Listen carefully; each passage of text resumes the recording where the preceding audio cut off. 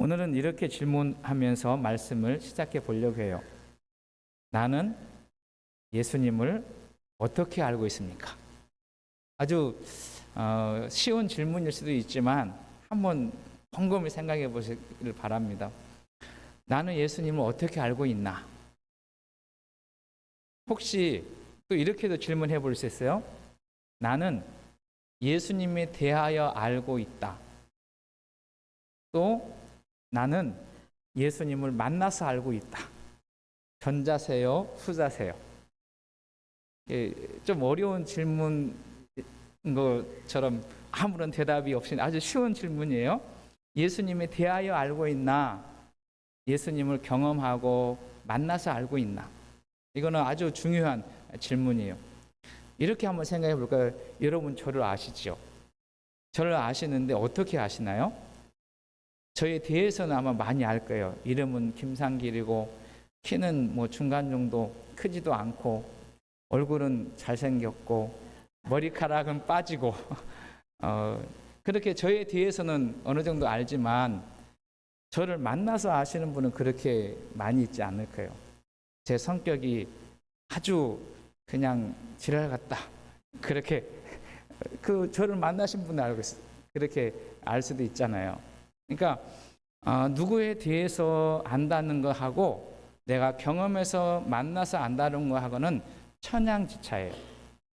저는 바라기는 우리 신풍교회 출입하는 모든 성도님들이 어린아이로부터 어른에 이르기까지 예수님에 대해서 아는 것이 아니라 예수님을 만나고 예수님을 경험하고 그 예수님을 깊이 아는 은혜가 있기를 주님의 이름으로 축원합니다. 어떤 측면에서 성도들의 평생 가업, 그러니까 평생 동안 해야 할 일 중에 하나는 뭐냐면 예수를 알아가는 것. 우리가 찬송을 부른 것처럼 예수도 알기 원하네.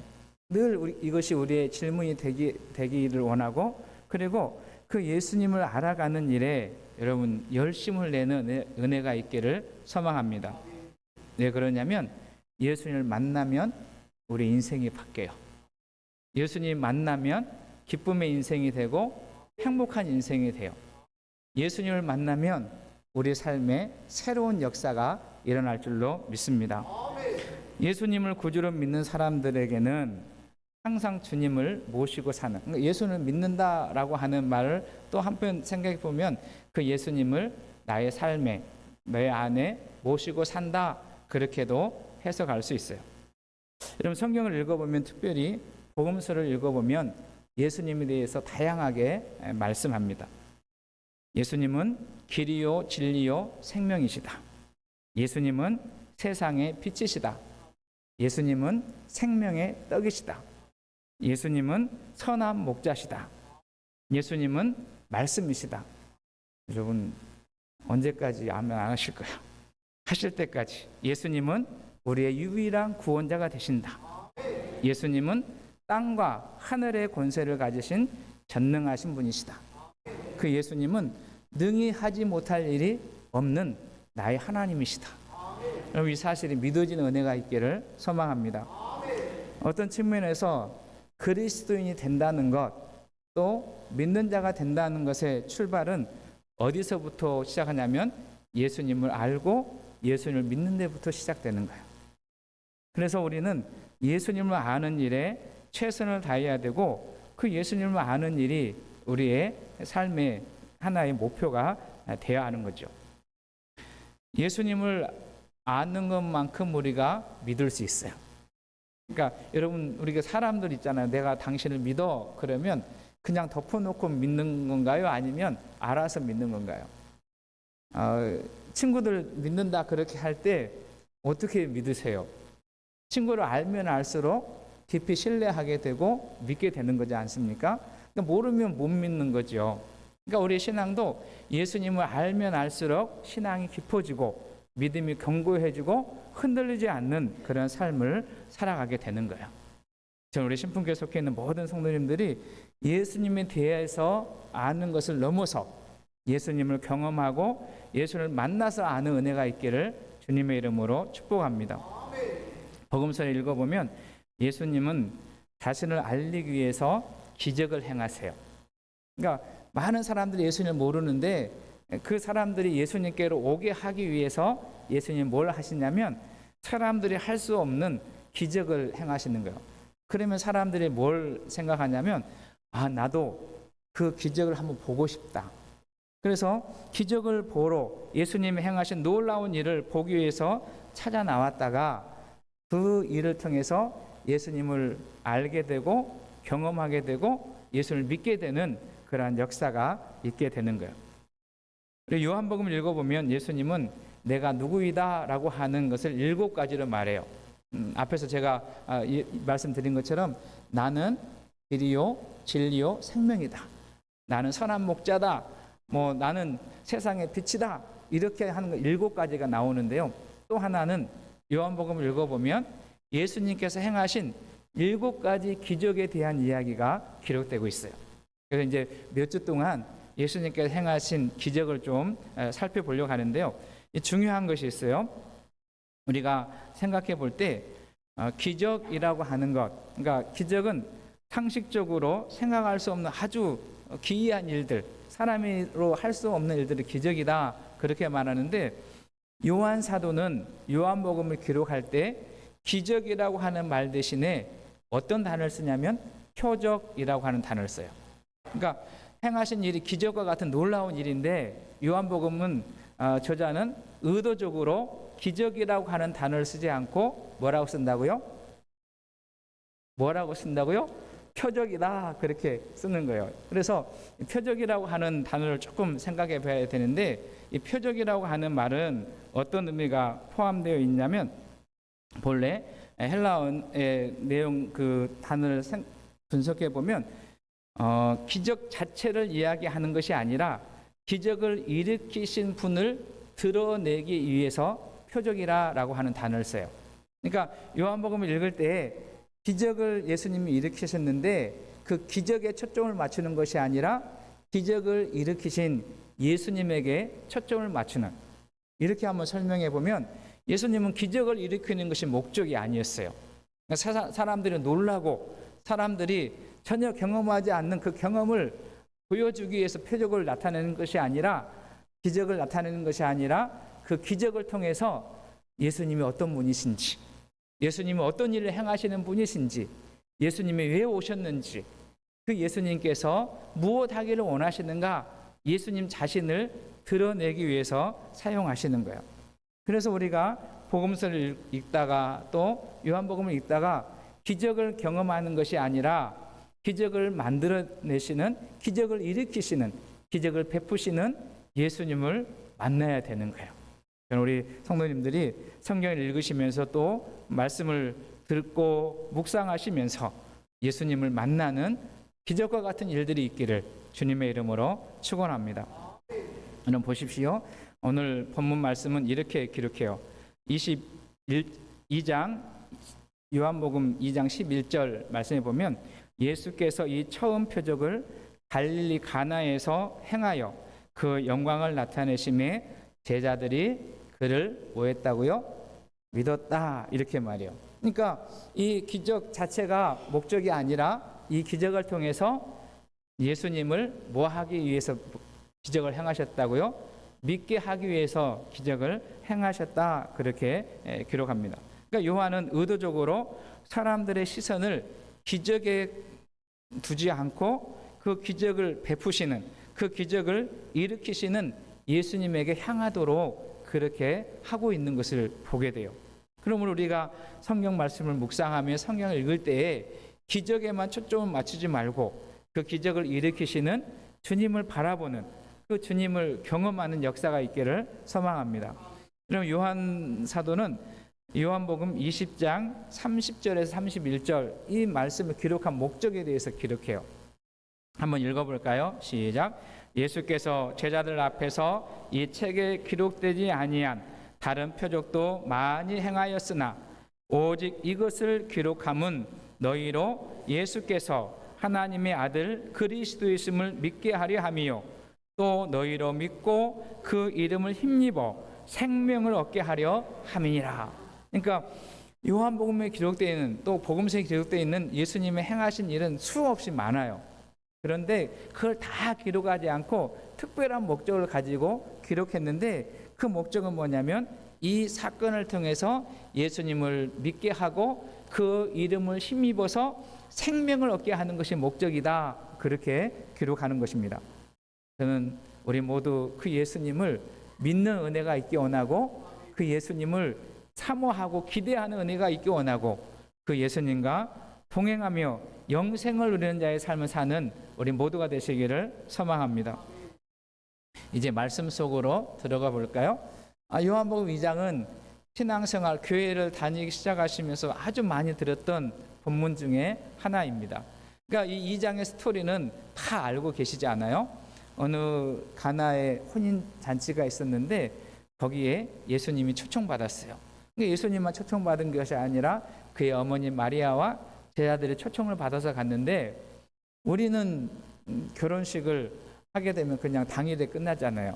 근데 유대 그 헬라 이 지역에서 당시의 결혼식의 풍습은 일주일 동안 계속되는 거예요. 그러니까 일주일 동안 계속된다면 준비할 것이 많이 있지 않겠어요? 하루 먹는 음식하고 일주일 먹는 음식하고 차이가 나잖아요. 그래서 음식을 많이 준비했는데 무슨 일이 발생하냐면 잔치에 흥을 돋굴 수 있는 포도주가 모자라게 됐어요. 그러니까 잔치는 풍성해야 되고 부족함이 없어야 되는데 모자라면 이제 문제가 생기는 거죠. 그 잔치가 이제 끝날 수 있는 그런 상황이 되고 어려움이 있게 되는데, 이것을 간파한 사람이 누구냐? 마리아가 그래요. 그래서 예수님에게 찾아와서 포도주가 없다, 이렇게 이야기를 해요. 그러니까 예수님께서 지금 내 때가 아닙니다. 그러니까 마리아가 하인들에게 이제 주님께서 말씀하시는 대로 그대로 해라, 이렇게 하잖아요. 예수님께서 항아리 6개에다가 물을 가득 채워라. 이제 이 부분을 해석하는 게 아주 다양하게 해석되는데, 이 항아리는 정결 예식을 하는 항아리, 이렇게 많이들 학자들이 해석을 해요. 그래서 먼지에 이렇게 묻고 이렇게 더러워진 발을 씻기 위해서 항아리를 준비하고 그 물로 발을 씻어주는 큰 항아리인 거예요. 그런데 이제 예수님께서 그 항아리에다가 물을 채워라, 아구까지, 그래서 물을 채웠어요. 예수님이 하시는 말씀이 뭐냐면, 그러면 이제는 그 물을 떠서 잔치에 찾아온 사람들에게 나눠줘라, 그렇게 했어요. 그런데 어떤 일이 벌어졌냐면 그 물이 변해서 포도주가 됐고, 그리고 처음 준비한 것보다 나중에 준비한 것이 사람들이 더 기뻐했고 더 만족해했다라고 하는 것이 2장에 나와 있는 이야기입니다. 그 이야기를 이렇게 보면서 이제 오늘 말씀이 시작되고, 그 말씀 끝에 예수님께서 이렇게 행한 것은 예수님을 믿게 하려 함이다라고 하는 것을 소개하는 것으로 되어 있는 것을 보게 됩니다. 저는 이 말씀을 통해서 우리 성도님들 가정 가운데, 삶 가운데 주님으로부터 임하는 놀라운 은혜가 있기를 소망합니다. 여러분, 흥겨운 잔치가 음식의 모자람으로 끝나고 식을 수 있는 그런 상태가 됐어요. 그런데 예수님으로 인해서 이 잔치가 더 좋은 잔치, 더 풍성한 잔치가 되었다라고 하는 것이 요한복음 2장의 기록입니다. 우리 신풍교회에 속해 있는 성도님들 가정에도, 우리 교회 가운데도 이러한 일들이 일어나기를 소망합니다. 여러분들 가정과 자녀의 삶 속에서도 풍성한 잔치가 있기를 주의 이름으로 축복합니다. 그러면 이제 이 말씀을 통해서 우리가 받는 메시지, 말씀을 통해서 교훈을 받는 그런 말씀을 좀 살펴보려고 하는데요. 이 가나의 혼인 잔치에 기적이 일어났는데 언제 일어났나라고 하는 거예요. 그러니까 기적이 일어나는 때에 대해서 이야기하는데, 오늘 본문 말씀을 중심으로 이 요한복음 2장 1절에서 말씀을 조금 꼼꼼히 읽어보게 되면 이 잔치 가운데 기적이 일어났던 이유가 있어요. 그게 무엇이냐면 포도주가 모자랐기 때문이다, 이렇게 기록해요. 3절 말씀에 보면 포도주가 떨어진지라. 여기 포도주가 떨어짐으로 인해서 포도주가 다시 만들어지게 되는, 물이 변해 포도주가 된 그런 사건이 있게 되는데, 이 말씀을 통해서 살펴볼 수 있는 건 뭐냐면 예수님은 모자란 것을 통해서 기적을 만드시는 주님이시다라는 것을 우리가 살펴볼 수 있게 돼요. 사람들 중에 힘든 것은, 우리가 세상을 살다 보면 힘든 것은 풍족한 것 때문에가 아니라 모자라고 부족하고 그런 것이 우리를 힘들게 하고 때로는 낙심하게 하는 것을 우리가 경험하게 됩니다. 여러분 기억하셨으면 좋겠어요. 부족하고 모자란 것이 항상 우리에게는 나쁜 것은 아니다라는 것입니다. 세상을 살아가다 보면, 또 우리 주변의 사람들을 살펴보면 부족하고 모자란 것 때문에 오히려 잘된 사람들이 많이 있어요. 여러분 한번 우리 지난 날을 생각해 보면 부족하고 모자란 것이 오히려 삶의 동력이 되고 그리고 살아갈 수 있는 힘이 됐던 것들이 있습니다. 그 부족하고 모자란 것 때문에 남들보다 더 열심히 노력했고 더 열심히 수고했고 더 열심히 애씀으로, 그 부족하고 모자란 것 때문에 다른 사람보다 더 성실하게 삶으로 인해서 그 인생이 변화된 사람들은 우리 주변에 참 많이 있어요. 그러니까 그것 자체가 우리를 괴롭게 하고 힘든 것은 아닙니다. 그런데 오늘 이 말씀을 보게 되면 이 사람들 잔치 가운데 부족하고 모자란 것 때문에 어떻게 하냐면 예수님을 찾게 되고 예수님을 만나게 되었다라는 거예요. 그래서 어떤 분은 이렇게 말했어요. 부족하고 모자란 것은 변장된 축복이다. 여러분 저는 이것을 우리가 경험하며 사시는 은혜가 있기를 주의는 축복합니다. 그러니까 부족하고 모자란 것이 어떤 사람들에게는 화가 되기도 해요. 어떤 사람에게 화가 되냐면 그 부족한 것 때문에 불평하고 그 부족한 것 때문에 원망하고 그 부족한 것 때문에 좌절하고 그 부족한 것 때문에 도전을 하지 못하는 사람들에게는 부족한 것이 화가 되지만, 부족한 것 때문에 어떻게 하냐면 주님을 찾게 되고 주님을 만나게 되고 주님을 경험한 사람에게는 그 부족한 것이 오히려 주님의 기적을 경험하게 되는 재료가 된다라는 거예요. 여러분 그런 복이 우리 모두에게 있기를 주님의 이름으로 축원합니다. 여러분 여기 말씀을 잘 생각해 보면 그 잔치에 예수님이 참여를 하셨는데 예수님은 드러나지 않으셨어요. 근데 언제 드러났는가 할 문맥을 읽어보면 포도주가 모자랄 때 다른 대안이 없는 거예요. 그러니까 예수님을 찾고 예수님을 기대하는 것을 보게 됩니다. 어떤 신학자는 성경은 기적의 책이다 이렇게 묘사했어요. 성경이 무슨 책이라고요? 기적의 책이라. 홍해가 갈라지고 광야를 지날 때 하늘에서 만나가 내리고 메추라기가 내렸어요. 반석에서 물이 쏟아지기도 하고 닫힌 문이 열리고 막힌 담이 무너지는 역사가 있었어요. 38년 된 병자가 하루아침에 일어나게 되고 보지 못한 사람이 보게 되고 듣지 못한 사람이 듣게 되는 그러한 일이 일어나게 됐어요. 근데 성경에서 나타난 수많은 기적은 언제 일어났냐면 부족하고 모자라고 문제가 있을 때에 그것을 통해서 하나님의 역사가 드러나고 하나님이 어떤 분이신지 하나님이 어떤 일을 행하시는지를 드러내는 것을 우리가 보게 되는 거예요. 여러분 그 하나님을 볼 수 있는 우리가 될 수 있기를 주님의 이름으로 축원합니다. 또 하나 그 예수님의 이 가나 혼인 잔치에서 예수님이 행하신 기적을 통해서 우리가 배우는 교훈 메시지는 뭐냐면 예수님은 첫 번째는 부족한 것을 통해서 기적을 베풀어 주신다. 여러분 그래서 혹시라도 우리 중에 부족한 것 때문에 낙심하거나 좌절하지 않았으면 좋겠어요. 그것이 주님을 만나는 주님의 역사를 경험하게 되는 재료가 될 수 있기를 소망합니다. 두 번째는 무엇이냐면 예수님은 말씀을 순종하는 사람을 통해서 기적을 베푸세요. 어떤 사람이요? 말씀을 순종하는 사람. 가나 혼인 잔치에서 포도주가 부족했어요. 그래서 마리아가 예수님 앞에 나와요. 그러면서 이 잔치에 포도주가 없다 그렇게 말하니까 예수님께서 이렇게 말씀하세요. 요한복음 2장 4절 말씀 한번 보실까요? 4절에 보면 예수께서 가라사대 여자여 나와 무슨 상관이 있나이까 내 때가 아직 이르지 못하였나이다. 여기 중요한 해석이 있어요. 여자여라고 하는 표현이에요. 우리가 성경을 읽을 때 우리가 가지고 있는 단어, 우리가 쓰고 있는 단어가 원래 의도를 다 포함하지 못한다라는 것을 기억했으면 좋겠어요. 그러니까 이 여자여라고 하는 말은 예수님이 그 어머니를 함부로 대하거나 퉁명스럽게 대하는 그러한 표현이 아니에요.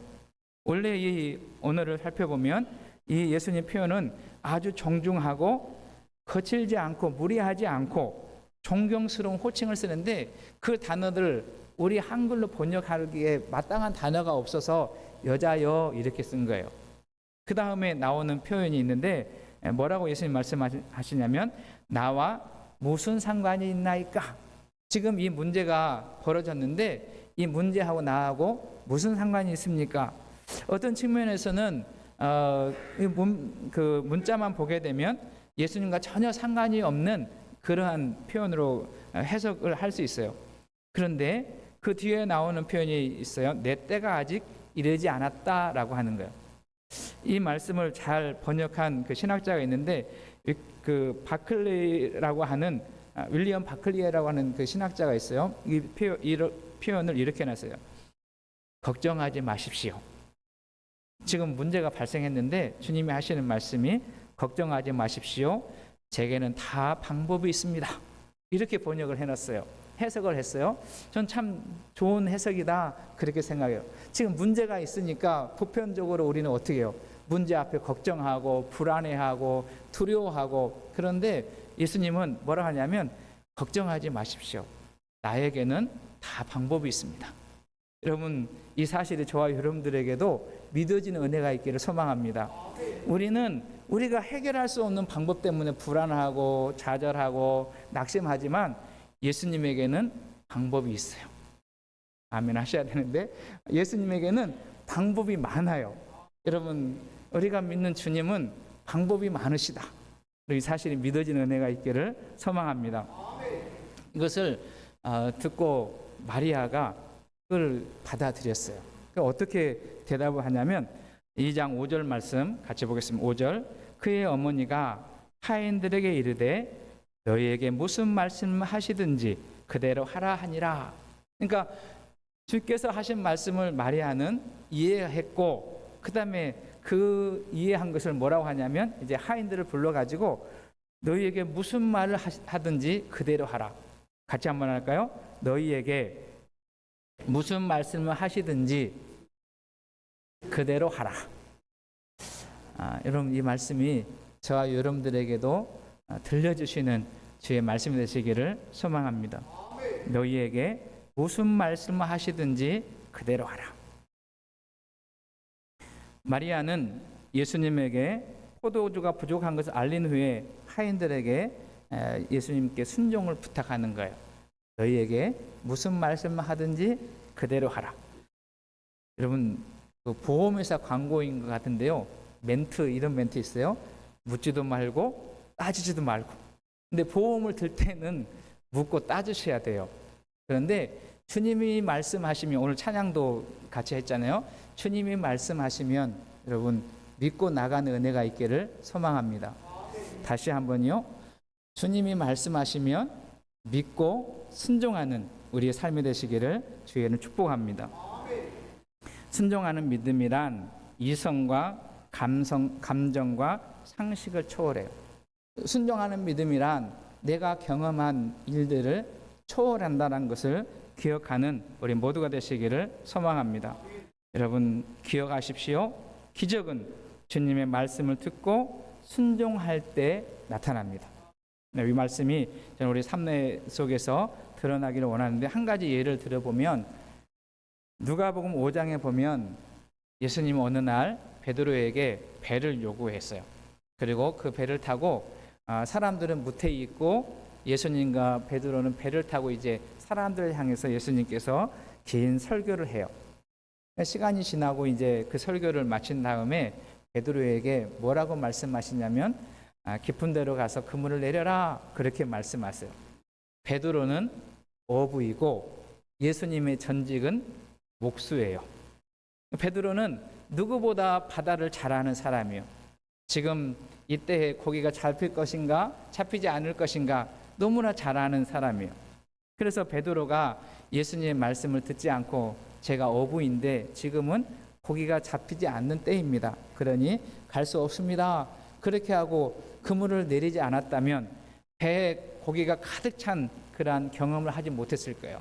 근데 베드로는 주님이 말씀하시니까 그 말씀 붙들고 그 말씀을 따라 본인이 어부임에도 불구하고 누구보다 바다를 잘 아는 사람임에도 불구하고 주님의 말씀에 순종해서 그물을 내리니 그 그물이 찢어지도록 고기가 가득 채워졌다라고 하는 것이 누가복음에 기록된 말씀입니다. 여러분, 예수님 앞에 때로는 내 생각이나 내 방법이나 내 경험을 이야기할 때 있어요. 여러분, 저는 우리 교회 속해 있는 모든 성도님들이 예수님 앞에 주님이 말씀하시면 내 방법과 내 경험과 내 이성과 내 상식을 내려놓을 수 있는, 그래서 주님이 하시는 일을 기대할 수 있는 믿음이 있기를 주님의 이름으로 축원합니다. 다시 본문 말씀으로 돌아오면 예수님께서 하인들에게 항아리 9가지 물을 가득 채워라 그렇게 이야기하니까 하인들이 순종했어요. 그 다음에 예수님께서 뭐라고 말씀하시냐면, 그러면 이제는 그 물을 떠서 사람들에게 나눠주라 그렇게 하니까 이제 고민되지 않았을까요? 이거 그냥 물인데 지금 사람들은 뭘 요구하고 있어요? 포도주를 요구하고 있는데 이 물을 갖다 주면 될까? 그런 생각을 했을지도 모르겠어요. 그런데 그들은 끝까지 주님이 말씀하시는 그 말씀을 끝까지 순종하고 사람들에게 물을 갖다 주는데 그 물이 변하여 포도주가 되었다라고 하는 거예요. 여러분, 이 사실을 경험하고 이 사실을 아는 사람은 누구만 알까요? 포도주를 마시는 사람이 알까요? 떠다 준 사람들이 알까요? 떠다 준 사람들, 이 사람들이 알게 되는 거예요. 순종하면 사람들이 알지 못하는 기적을 누리는, 기적의 기쁨을 누리는 삶을 살아갈 수 있게 됩니다. 저는 이 기쁨이 다른 사람들의 기쁨으로 끝나는 것이 아니라 우리 성도님들의 기쁨이 될 수 있기를 주의 이름으로 축복합니다. 여러분 보십시오. 요한복음 2장 9절 말씀에 보면 이렇게 기록돼요. 연회장은 물로 된 포도주를 맛보고도 어디서 났는지 알지 못하되 물 떠온 하인들은 알더라. 여러분, 물 떠온 하인들을 알았다. 이게 어떻게 됐는지, 이 사람들은 왜 이러한 일이 벌어졌는지, 실적인 변화가 누구 때문에 일어났는지 그걸 알게 됐던 거예요. 그분이 예수님이셨고 그분이 기적을 행하셨던 분이라는 것을 알게 되고 그분을 기뻐하는 삶을 사는 거죠. 우리 신풍교회에 속해 있는 모든 성도님들이 하나님의 말씀, 주의 말씀에 순종하는 삶을 살아갈 수 있기를 주의 이름 축복합니다. 주의 말씀을 따라가십시오. 주의 말씀을 끝까지 붙들고 살아가게 되면 반드시 우리에게 세상 사람들이 알지 못하는 기쁨을 누리게 해주실 줄로 믿습니다. 세상 사람들이 경험하지 못한 주의 은혜를 노래하는 사람이 될 줄로 믿습니다. 그런 은혜가 우리 가정 가운데도 교회 가운데도 넘치는 역사가 있기를 소망합니다. 말씀을 정리합니다. 예수님께서 일으키신 첫 번째 기적을 통해 우리는 예수님이 어떤 분이신지를 알 수 있습니다. 우리는 이 말씀을 통해서 예수님께서 일으키신 기적에 초점을 맞추는 것이 아니라 그 기적을 만드시고 창조하시고 이끌어 가시는 주님을 만날 수 있는 은혜가 있기를 소망합니다. 여러분, 예수님은 우리의 부족하고 모자라고 문제를 통해서 그분이 주님 되심을 드러내기를 원하세요. 우리로 하여금 그분을 증거하고 간증하게 하시기를 원하십니다. 우리 교회 공동체가 이 약속의 말씀 굳게 붙들고 주님 말씀하시면 순종하겠습니다, 끝까지 말씀을 따라가겠습니다라고 하는 고백이 있는 공동체가 되시기를 소망합니다. 여러분, 주님이 주시는 것은 처음 것보다도 나중이 더 좋은 거예요. 요한복음 2장 10절 말씀에 보면 말하되 사람마다 먼저 좋은 포도주를 내고 취한 후에 낮은 것을 내거늘 그대는 지금까지 좋은 포도주를 두었도다 하니라. 여러분, 이 좋은 포도주를 주시는 분이 누구시라고요? 예수님이세요. 여러분, 기대하셨으면 좋겠어요. 예수님은 처음보다 나중에 더 좋게 하시는, 나중에 더 좋은 것을 주시는 우리의 주님이시다라고 하는 믿음이 있는 우리 모두가 되시기를 주의는 축복합니다. 이런 그 나중에 가장 좋은 건 뭘까요? 영원한 생명. 우리 요한복음 20장에서 본 것처럼 예수를 믿고 그 이름을 힘입어 생명을 얻게 하려 함이라. 저는 예수님 믿고 그 예수님의 이름을 힘입어 영생의 복을 누리는 우리 모두가 되시기를 주의는 축원합니다. 주님은 우리에게 은혜를 베풀어 주시고 기적을 창조해 주시는 좋으신 분이세요. 이런 그 주님을 늘 가까이 하시고 마음 가운데 모시고 그 주님이 기뻐하는 자의 삶을 살아내시는 우리 모두가 되시기를 주님의 이름으로 축복합니다.